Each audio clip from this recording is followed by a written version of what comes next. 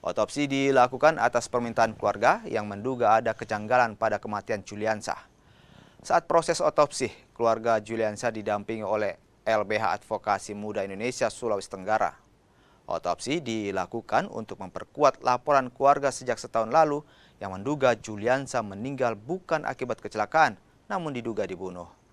Dikarenakan jenazah sudah terurai, dokter forensik hanya mengambil sampel untuk autopsi yang hasilnya baru diketahui 1 bulan ke depan. Sebelumnya, Juliansah, 18 tahun, dinyatakan meninggal setelah mengalami kecelakaan tunggal pada Juni 2022. Keluarga korban yang menduga korban meninggal tidak wajar lalu melaporkan ke pihak kepolisian. Keluarga mengajukan untuk pembongkaran makam itu supaya bisa dilakukan otopsi, ya. Karena selama 1 tahun meninggalnya Juliansah ini kan, tahun lalu itu tepatnya di tanggal 11 Juni 2022, ini sudah 1 tahun perkara bergulir, belum ada kejelasan tentang apa yang menjadi penyebab kematian dari Juliansah. Karena pihak keluarga itu menduga keras bahwa kematian ini bukan akibat kecelakaan, tapi pembunuhan berencana.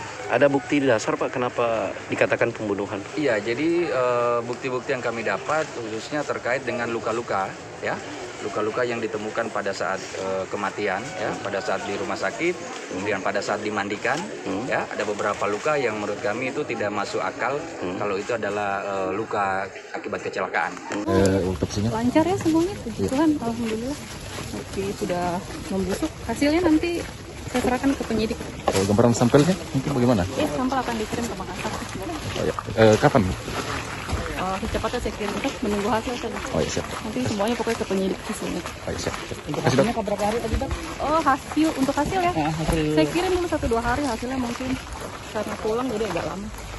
Bisa berarti 1 bulanan. Agar sampelnya dulu nih, Dok. Dikirim. Sampelnya dulu yang ada di Iya, bawah. sampelnya dikirim. Untuk pemeriksaan tadi diperiksa apa saja, Dok?